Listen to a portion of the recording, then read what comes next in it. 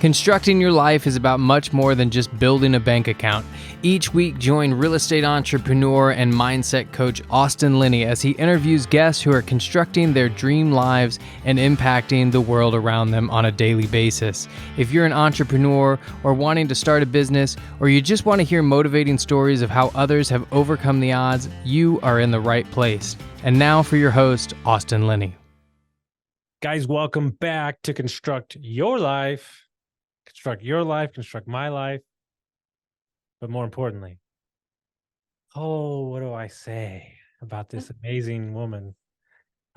She is so much. She's so inspiring, but more importantly, she is quickly becoming a good friend. The internet gets a lot of bad names, but a little comment on a podcast somebody does turns into a DM, turns into a trip to Tampa. Turns into a blossoming friendship. The one and only Amanda is here. How are you? Wonderful. Happy to be here. I am so looking forward to this conversation because I'm thinking to myself the whole morning, I'm like, let's not talk about anything that she normally talks about. Like, let's see if we can get through the whole episode without talking about sales once. Like, that's my game plan, right? Bring it. So to give context to the guest, who were you when you were 21? Start there. Who was that person? What were you doing? I was in music school at University of Southern California, one of the top music schools in the nation. Was following my passion. I had just released my 4th record as a singer-songwriter. I was gigging around Los Angeles and booking tours up the West Coast, hustling, the grind. It was a real time. It was. And it was the path. Yeah. And who are you today?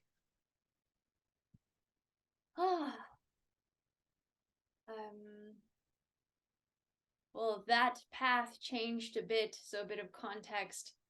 My father got ill, so then I went down a very long journey of holistic health for the last decade. I also inherited his couple hundred staff in a marketing and sales training company. That was terrifying. I stepped in as CEO 8 years ago. Today, I get to travel around the world, and I've been just in the process of merging the two worlds of teaching how to double your sales in 12 months flat to getting up on a mic in front of a room, and was just in Springfield 2 weeks ago, getting everybody to sing in an auditorium at an event that had nothing to do with music. But it's enough of a defense mechanism to put down the guards enough to then talk about pitching and sales and leads. And so I live in two kind of worlds, and I'm trying to be the bridge between them. In that moment when you were that 21-year-old and the music was the path and the songwriter, music still plays a part in the world in such a totally different context, right? Absolutely.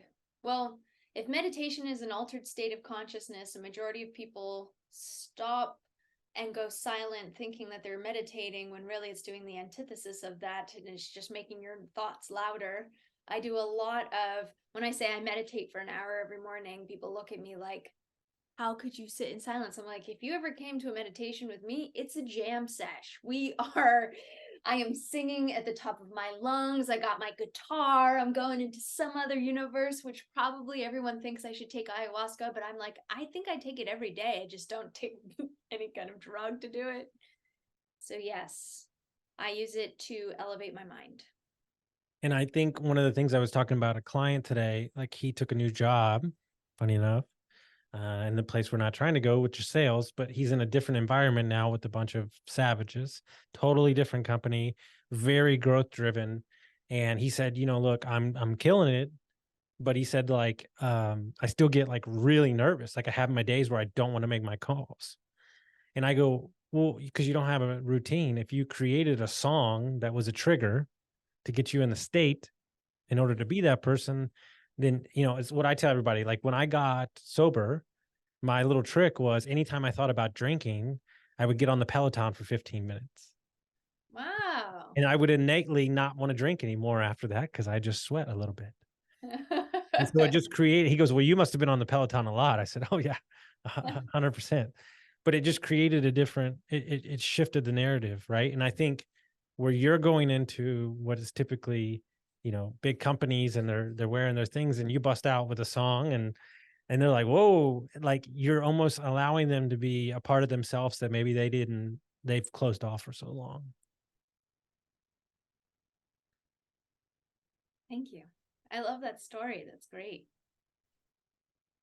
Peloton. I haven't heard that. Well, I think what I did is I made peace that addictive mindset is something that exists within me no matter what. But can I take those addictions from negatives to positives? Nice. Right. And even when I'm not, and I'm not saying it's the right thing to do all the time, but when I'm feeling like not myself or like just kind of stuck, I'll go help people like aggressively. And I'm like, okay, so if I'm helping people, maybe it's not the most, maybe it's not the right thing to do in that moment, but I'd rather do that than pound the bottle or go the other way. Right. And I think you have to trade one for the other. I think a lot of people, my biggest issue with people is that they live too much in the black and the white. When you're just subbing out something else. Like there's this word that keeps coming up in my life and I respect it because it's what you and I talked about in our moment, but I also hate the word. And the word is slow down. And the armchair quarterbacks on Twitter say that I'm growing my company too fast. And I'm like, is that a problem that happened in your life? Because we're doing great, right? But then I try to like think to myself, like, why does that word make me so angry? And so there's a meaning behind the word of what it means to me. But if I just reassociate it, they're saying just make sure that you see all the corners. They're not actually asking you to slow down. So there's just certain tricks, little mindset tricks. And so is that why you started doing the singing when you spoke? Is because you realized that it got them out of their comfort zone and maybe like change the mood of the room? Yeah, I spoke at an event. It's the CEO is 37 years old. His name is Don Wenner, and his company owns $1 billion worth of real estate. And they've hit the Inc. 5000 list 10 years in a row. This 37-year-old. It's like, woo, that is impressive. And part of the event was, what's your BHAG? What's your big, hairy, audacious goal? And my BHAG is that I want to, this is something that my mentor taught me and has guided me on this vision of like, why can't we have 1,000 acres of a space where you go and it just feels like heaven on earth? You can reset your mind, you can get back into alignment of what passion and purpose your whole being is about, not just what's in front of you or having to do something because you have to make the money. Like, how can we enrich people's lives and give them a moment where they can recalibrate so they can go back out into the world and have a richer, more full life? And to be able to do that, part of it is through meditation, and meditation in the way that I've explained a bit of using repetition and maybe even a phrase that's positive that can rewire the brain. And that place didn't feel possible to be able to create unless in that moment when I did the keynote an hour later, if I got the whole room to sing, multi-billionaire, hundreds of millions of dollars in the room. And I was like, this is a perfect place to get everyone to sing with me. And yeah, that was the first time I did it because I felt that I was not living up to the potential of what my BHAG was. So that's where it started. And ever since, yeah, I just keep being surprised. I keep thinking, no, I won't include it in this keynote. And then everybody will be like, I've had that song stuck in my head for the last 6 months. You're going to do it, right? I'm like, another sign that I should continue to do this. So I'm very big about watching rooms and seeing how people react and analyzing their reactions and listening. So if I keep seeing indications that people enjoy it and they want to hear more of it, then I'll keep including it. And that's one of those, the singing and the meditation during a sales keynote, doubling your sales keynote, has just continued to stay. And when you did that, which it helped the room so much, what did it do for you though? Oh, I couldn't stop smiling. Every time I can't stop smiling. I'm like, oh my gosh, my face hurts because I'm smiling so much. Mm-hmm. Yeah, the last time I did it, I was like, yeah. So I challenged a room full of 12 people to do it for 10 minutes, to just repeat this phrase for 10 minutes. And at one point, I didn't think I'd make it the 10 minutes. And I'm used to an hour because I was smiling so big. It hurt my face.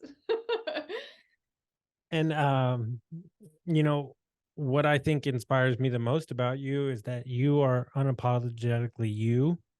And I think that you've had to realize who that is while you're lifting up and building a company, by honoring, your father and his legacy and the way that he did business. But what I love right now, and I'm seeing in your post, I'm seeing in the book that you wrote, I'm seeing in all the things, is now it's becoming your thing. And talk about the transition from, honoring his legacy to where you are now. And that's a bridge that doesn't happen overnight. Um, how do you have confidence within yourself to really let it lean more towards your thing and kind of marry the two? Yeah, so I just spoke at a family legacy event, and I don't know if you know this, but 75% of second generation families lose all the wealth. They fail. I mean, right? 3 out of 4. That is shocking amount Mhm. of statistics. So I understand why it's so difficult for somebody that's a second generation to take over a business, because I went through it, and I went through it pretty severely, considering my father didn't expect me to step in as CEO. So he never taught me any of his businesses. He never taught me who was the head of the businesses. When people ask me, what's your father do? I'm like, he like speaks from stage, and he's got businesses. I don't really know. Like that was the level of what I knew of my father's businesses.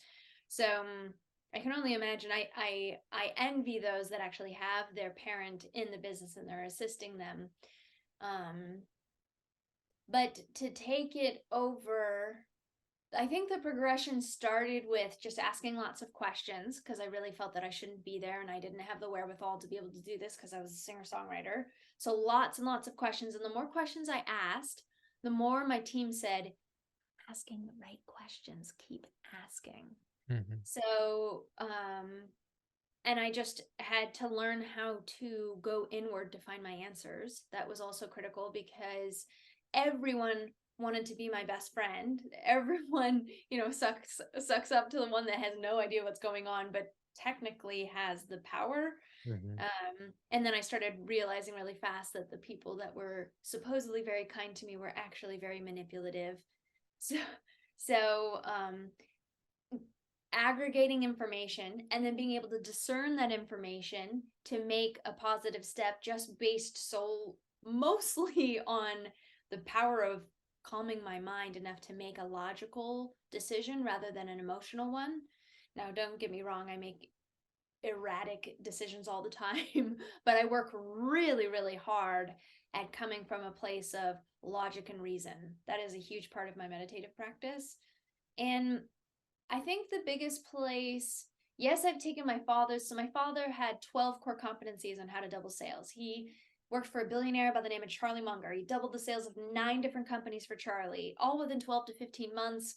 Then he left there and cold called his way into 60 of the Fortune 500. So he just had an ability to grow businesses in a repeatable manner. He had a framework for growing sales. And he was the one that was in the trenches doing all of that work.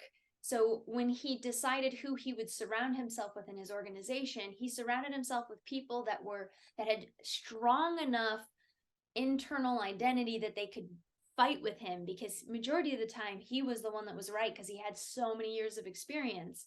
So he was used to battling it out with a lot of his staff. Now, when I came along, I thought, oh, everyone that my father really admired and trusted, I put them up on a pedestal because I felt, if my father said that they were great, then I obviously know that they must be great. And then what I started to realize is that I am not my father. So I can still use his methodology, which I have, because it's timeless methods. I've just taken what he did on faxing and what he did on radio, and I now do it in Instagram DMs and ringless voicemails and Facebook ads. So it's still the same concepts, it's just changing of the tactics, but the biggest change is in the team that I surround myself with, because I am a lover. I'm not a fighter, and I don't have all the answers like my father had. He had a lot more answers in his tool belt than I did. So I have had to surround myself with people that are absolutely brilliant. I am not the smartest person in the room, whereas my father was majority of the time. So I rely on my team to work collaboratively to come up with solutions. And I think I'm a lot more impact driven also because my father was born in the Bronx. He had a chip on his shoulder. He had to prove that he would be worthy of something. Whereas I was born with my father saying, I am sacrificing my entire life so that you can do whatever you want. What are your passions? Pursue them. So singing was my first passion. Now it's more, after watching my father die at 55, and the average CEO has 5 years less life expectancy than the average person because the stress is so heavy. My goal now is, how do I assist businesses to grow, but do it in a way that's simple so that there's less steps, but with each step there's a quantum leap. And if doubling your sales means sacrificing your health or your family, I unsubscribe to that. I would rather be more balanced. So my approach is more holistic. It's surrounded by a lot of people that want to create impact, because that's really important to me. Just like 76% of millennials who feel personally responsible to make the world a better place. So it's very indicative of my generation. But same strategies, minor shift in tactics, and then my culture is very different. And when you make that shift, as a business, I would assume that the personality of the CEO and the other people that work there also attract a certain client, right? So when you made this shift, did you lose some of those clients, and did they not understand in the direction that you're going towards, the more loving, not as aggressive side? Did that happen as well and coincide? I have not seen or felt the loss. I've only felt the abundance of being surrounded by clientele that I love. I feel so abundant.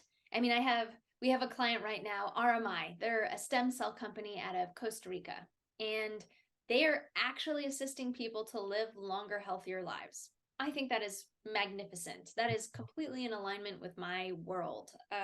We have the largest children's dentist on the West Coast. That's the Super Dentist. And they've taken the theme of like Disneyland and Disney World and merged it with dentistry, which is one of the top 5 most feared things for people in their life, is going to the dentist. And yet you go there and you feel like it's a theme park.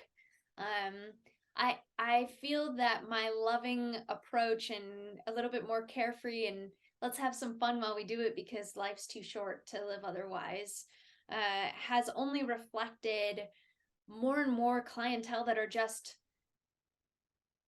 in the same ethos as me. So I don't feel that I've lost I do choose. I'm very particular now about who I work with, and I have said no to some fairly large figures that could have generated tens of millions of dollars, and I have said no to that. But I think my life is richer because of it. And I know because of the experiences that I've had with people that I just don't have the patience anymore for people that will only do something for themselves. I'm a team player. Yeah, I would say the biggest shift in my personal career was the moment that I stopped sacrificing my values and the time I wanted to spend with the dollar, and having the abundance that you mentioned, and saying, you know what, I'm going to turn down this large check, right? Because I just don't like how this makes me feel anymore, spending time with you. Um, and having, more importantly, having the confidence to stand in that and say, I'm not going to put up with this. Like, and it's hard because money, we're not upset about it, and we got to pay the bills and all that things. But I think you gain so much more by being able to show up to work and be excited about the people you're doing business with, instead of just, drudging through the day or the week or whatever that is for clientele. Yes. Um, does any part of you miss the songwriter part of your life, the freedom, the travel? And you still do that, but Still do a lot of still do a travel. lot of that, but does any part of that miss those creative outlets, or have they found a different place?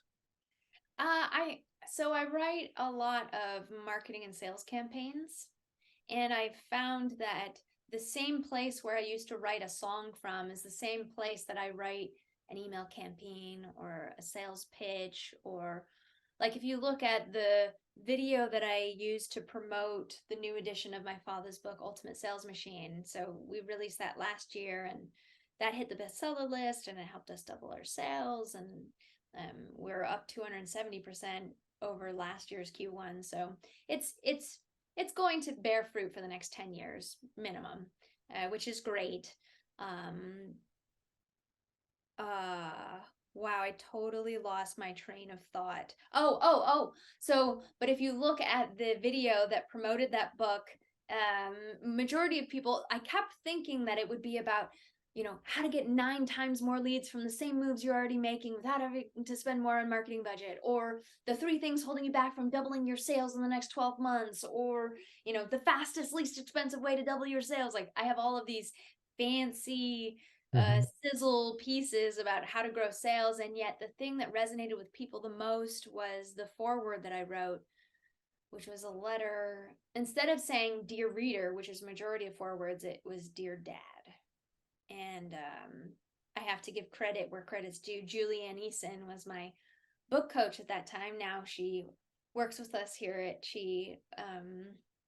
But she had suggested that I write a letter to my father. And originally I said, absolutely not. That sounds terrifying. Never in a million years.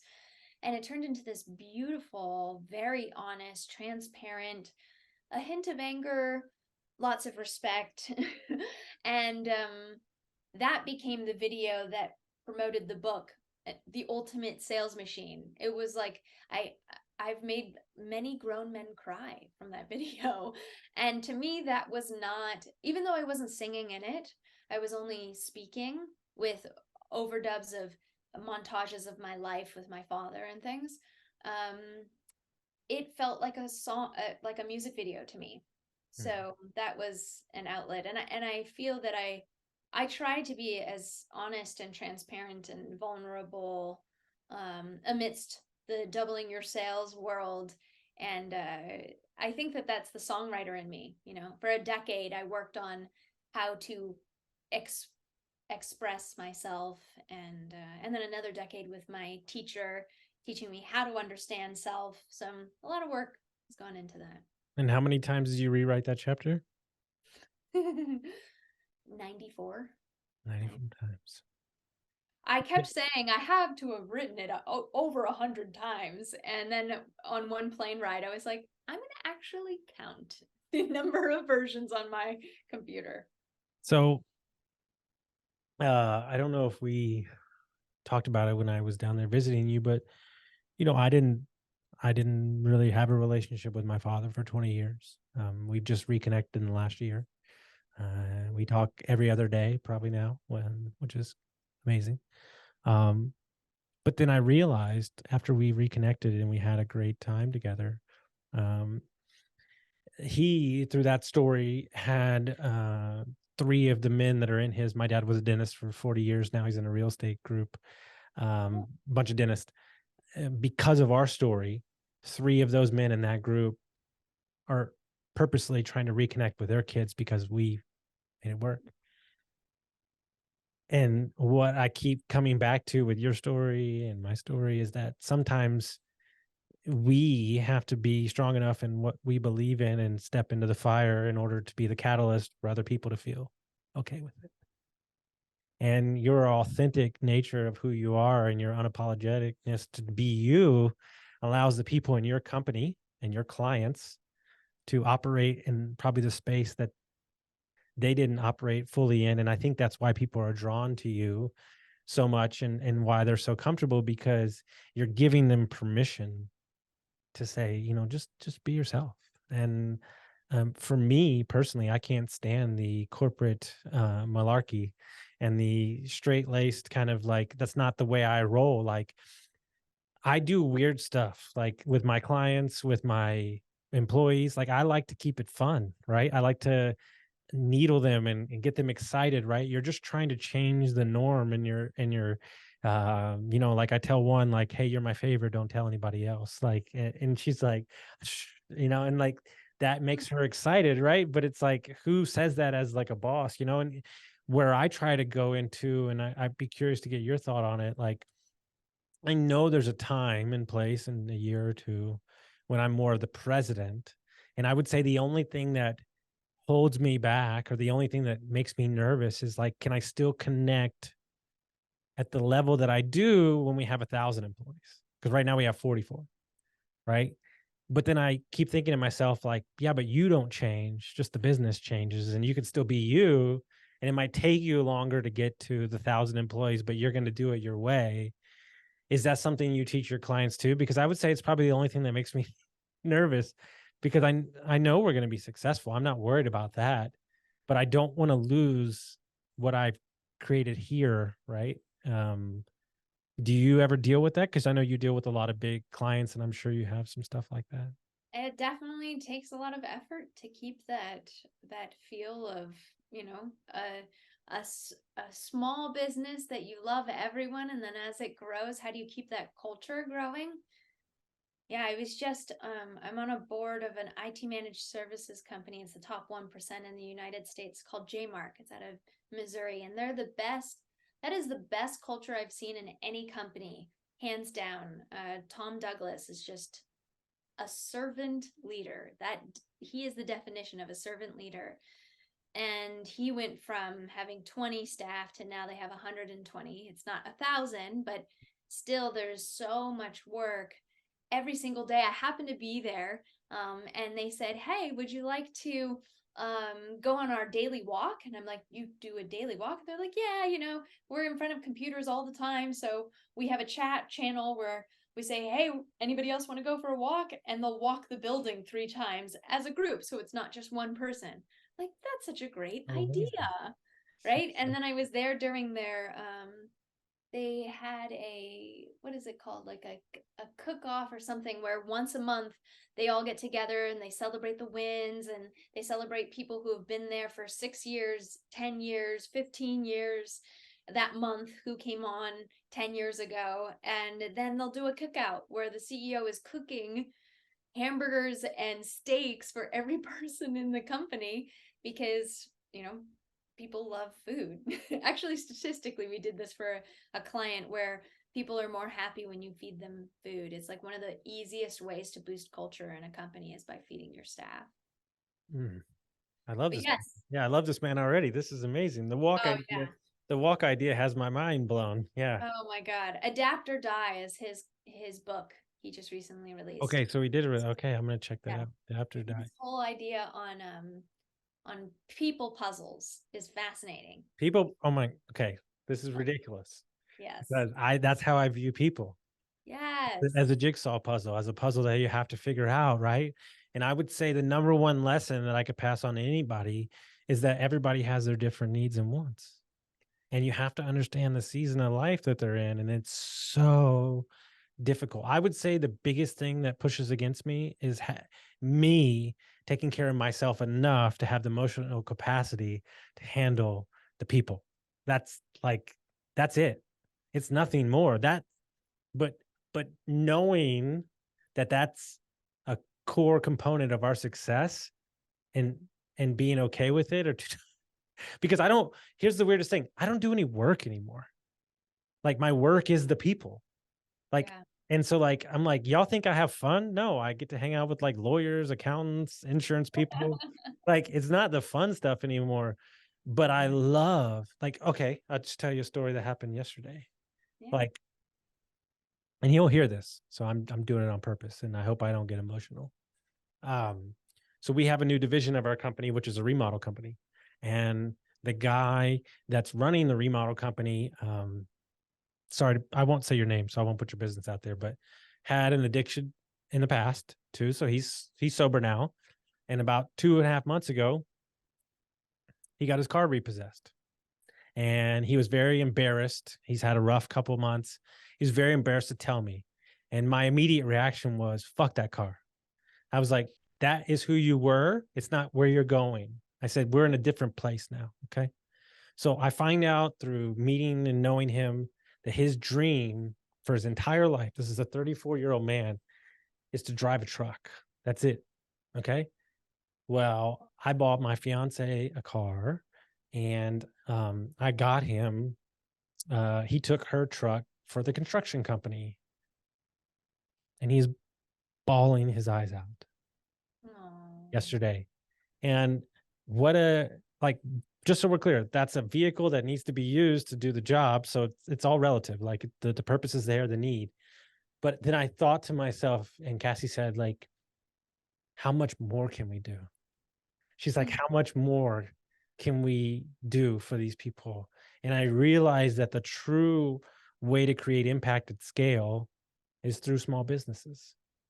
Like, I tangibly touch the kids of my employees, even though they're not my kids. Like, I met another one who's like the smartest 7-year-old I've ever met in my entire life. I bought her like a science experiment that I'm giving her today. Like, like, they want to ride in my truck. Like, these things, if you're just so focused on the dollar, they're going to pass you by.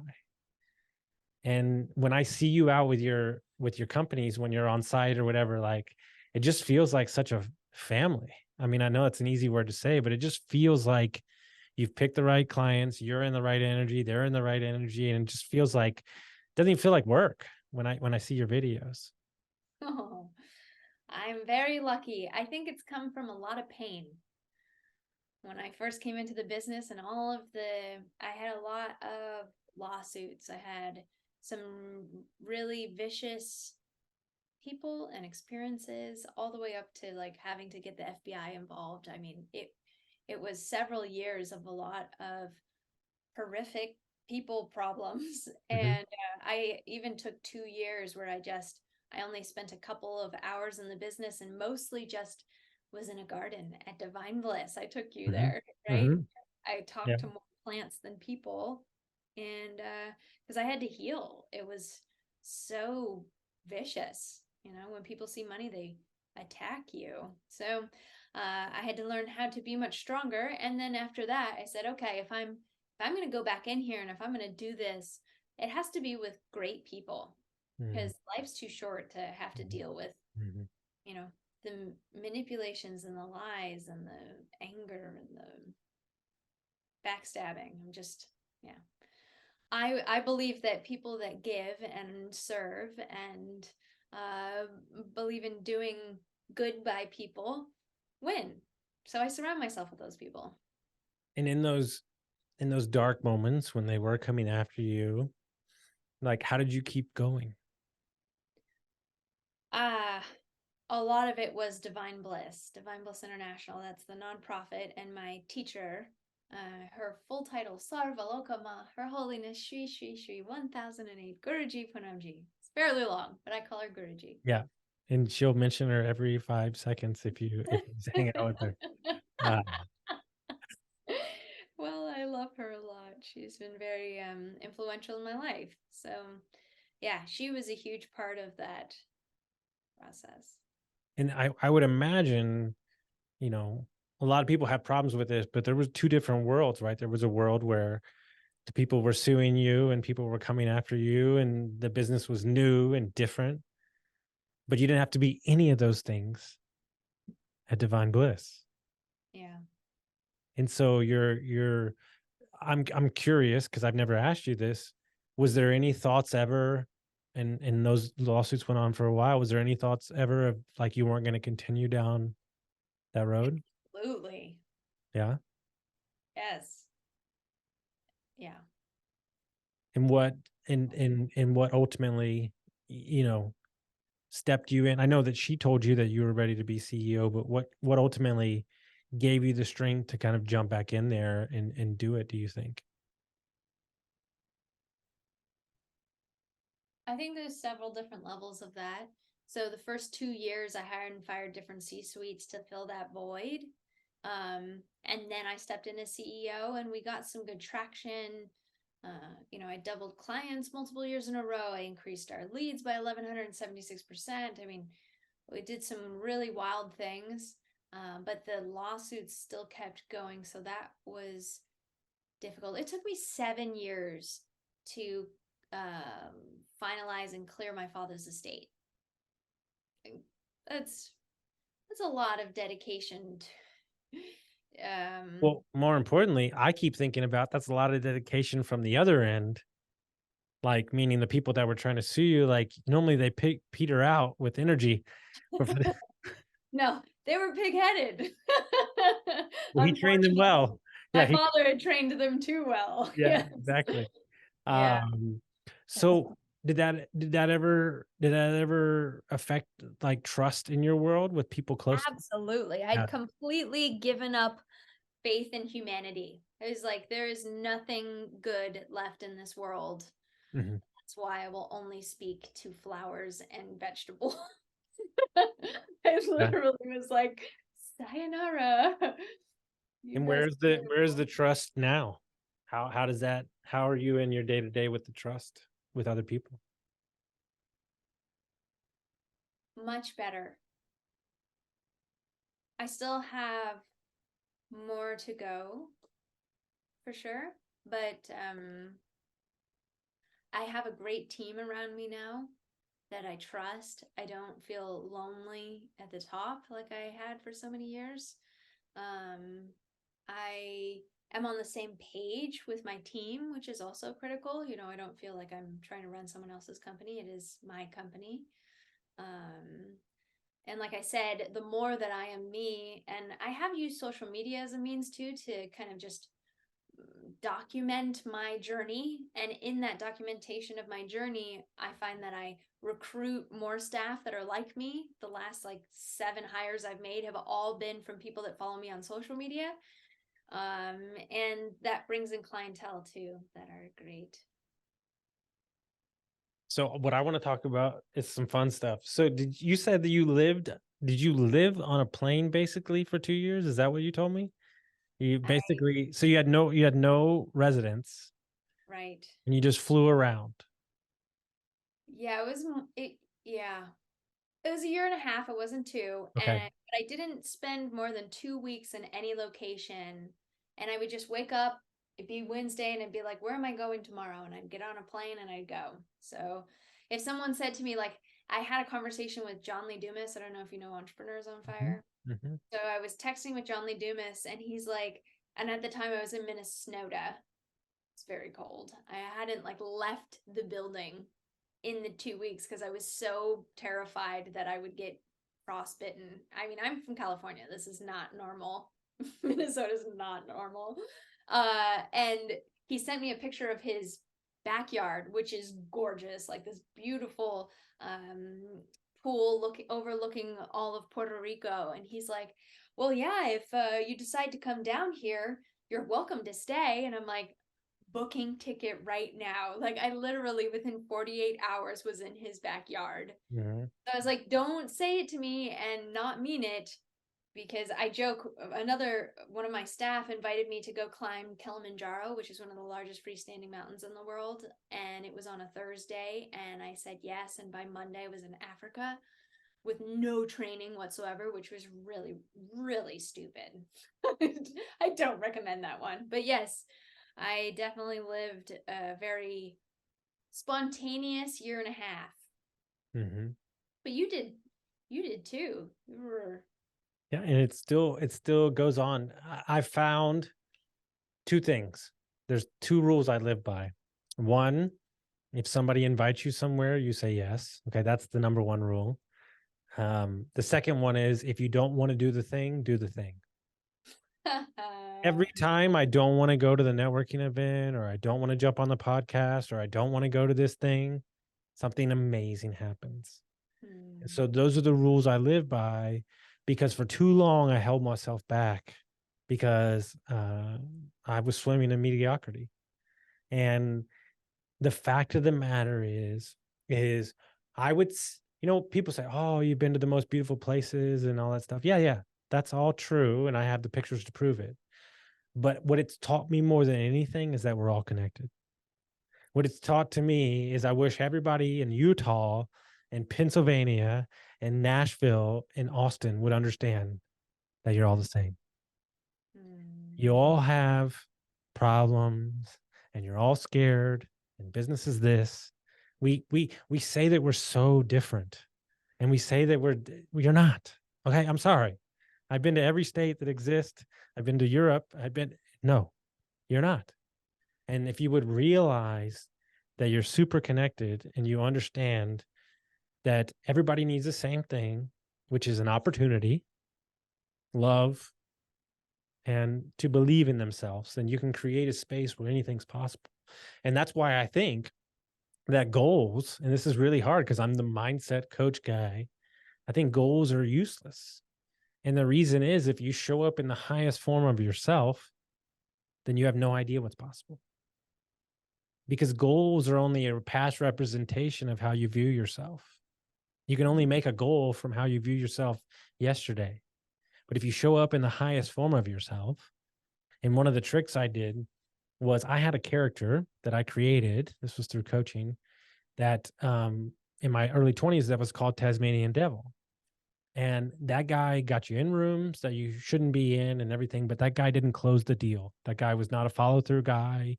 He just didn't, that guy didn't get deals closed. He was putting deals together, but he was getting pushed out of them. And so we created a new character, and that character was Clint Eastwood. And it was Clint Eastwood in the fedora with the cigarette hanging out of his mouth and the poncho. And Clint Eastwood didn't run to deals, deals ran to him. Clint Eastwood did networks came to him. And so anytime I would walk in a room, I would just say Clint Eastwood, and it would remind me. And then slowly that Tasmanian Devil went away. And I just became this new version, right? That was because I was around people that were telling me like, hey man, like, this is great, but this is a lot.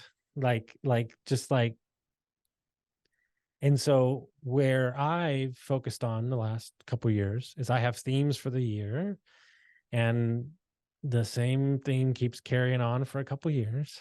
And that's emotional stability. Like, you can be super passionate, but if you're running a company with multiple people's lives in your hands, you can't make passionate emotional decisions based on how you feel, based on not sleeping enough or not eating right. And so when you're running your own company, what do? You do whatever you want, but not when you have people's lives in their hands, and they're feeding their kids. And I would say that's the biggest maturity stretch for me as an owner. And it took, as you said, took a lot of pain to get there. And I think that's the theme, right? Like the mountain, if your pain, my pain, it took a lot to get to this where we're smiling and it's happy. And this morning was not great. I'm dealing with an employee, but I felt so much. I just kind of smiled. I was like, this is kind of cool. Like, I get to like unpack this a Rubik's Cube of just like ridiculousness, right? But like, that's when you become like, not that that's not the word I want to use, but when you become a friend to the pain instead of avoid it. But here's what I want to talk about. Okay. So she might get a little blushy, and I got a couple minutes, but so the guy that you see today, folks, is a better man for the 12 hours that I spent with this lovely human right here. And she goes, you know what? Nobody talks in person anymore. It's all over Zoom. And I said, well, I do. And I go, I'll book a plane ticket. So I booked a plane ticket. And what she doesn't know is I tried to talk myself out of the trip like 15 times because I was super stressed and didn't want to go. And my fiance was like, what happens every time you don't want to go? It's the right thing to do. And so I flew down there and I met her at Divine Bliss. And she said the greatest thing to me ever. She goes, I feel like you're about 300 miles an hour. We are going to walk around the garden until you dial it down a couple miles per hour. And I had the most amazing day. We walked on the beach, we had lunch, we talked. It was what she doesn't understand is this is my first true role with multiple employees as a CEO. And it was so nice to talk to somebody else that wasn't my COO, wasn't my employee, wasn't my owners, to have that connection with somebody that knew that I was going through and kind of to reposition my thoughts. And I just can't, literally, like, I'm getting emotional thinking about, I can't thank you enough for giving me the gift of that day. It was just it's just carried me on so much. It's very rare that people actually do what they say they're going to do, and the fact that after a tweet that led to a Zoom call and then you showed up in Florida says a lot about who you are as a human being. And I'm so grateful that we've budded a friendship, and I look forward to all the more experiences that we have to laugh about. I can't wait. So if people want to find out about the book, they want to find out more about the company, how would they do that? ultimatesalesmachine.com. And what's crazy is it's not a sales book. But if you're looking for a book to level up yourself and your company, I've read it twice. It's a must. You really need to do it. I've got my sales guys reading it right now. So, guys, take, what people don't understand is that sales gets a bad rap. But I think the ultimate sales machine, the one that you need to sell the most, is the person staring in the mirror. And if you're not sold on what you're doing or who you are,